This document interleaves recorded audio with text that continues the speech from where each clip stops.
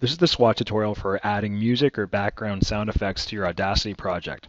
So as you can see, I have a project up here that I've used. I've already done all my snipping, editing. I've made the levels exactly the way I want them. I'll just play a little excerpt for you. In the ruins of a place once known as North America. So I just use a synopsis of the Hunger Games for this little tutorial. To import music, there's going to be two ways. On my version, because I have a newer Audacity file, I can go to File and go to Import Audio. On some of the older versions of Audacity, you'll see a project tab up here, and it has the same thing where you go to import and audio. So once you click on that, it'll take you to one of your destinations for music, or you may have to find it. I have some already downloaded, so I'm going to double click my private reflection here. It'll upload, and then right away you can see, compared to the oscilloscope up here, this one's already really loud. That's usually how the audio imports because it's just a better made track. So I'm going to lower that one right away to about -10 or so. And then when I play it, you'll be able to hear the background. In the ruins of a place once known as North America lies the nation of Panem, a shining capital surrounded by 12... And then it'll be up to you to kind of play with the volume, how you want it. Maybe you want the music to come in a little bit later. You can see I'm going to use my highlight and delete tool here because I don't want the music playing for the whole time. And so it kind of goes along with my track here. From here on in is when you're going to start editing your music, just like you saw in the other tutorials, whether you want to fade things in, use special effects, or of course use your time shift tool to place exactly what you want where. The other thing I want to show you now is where you can get some of this royalty-free music. I've got a couple websites that are kind of my go-to sites. The first one is freeplaymusicclassic.com. This is a website that organizes all the music. It's royalty-free by either style or feel. They have CD volumes. So if you click on one of these, because I'm using the Hunger Games, maybe let's go to something a little bit more aggressive or driving. The site will load up. And then you can see I have 648 tracks. And it's just a matter of kind of going through and seeing what they have. They have nice little displays on what kind of music is in there. So you can preview or you can use your MP3. So previewing, if you click on the preview, it's just going to open up whatever player you have as your extension and start playing the music.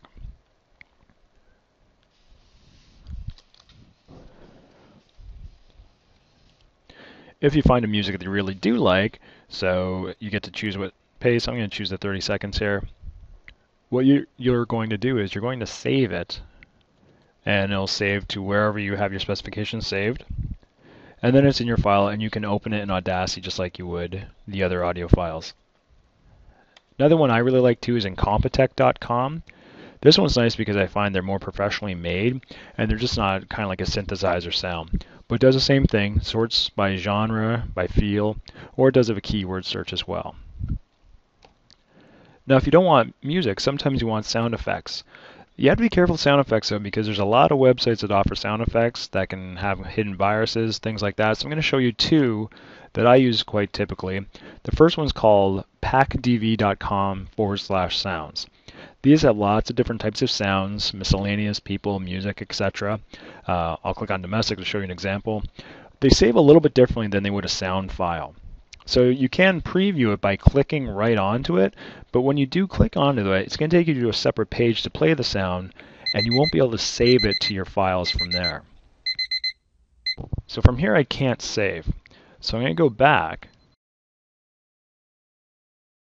and what I'm going to do instead of clicking on it, I'm going to go do a right click on what I want, and I'm going to go down to Save Link As.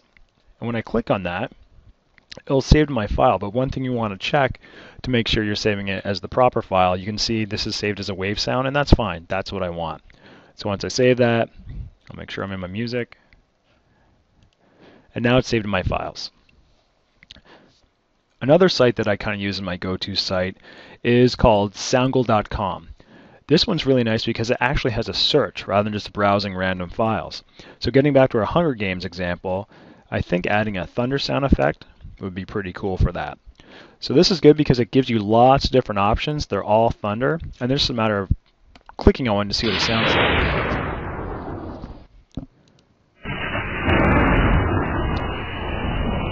So, and then you make your choice.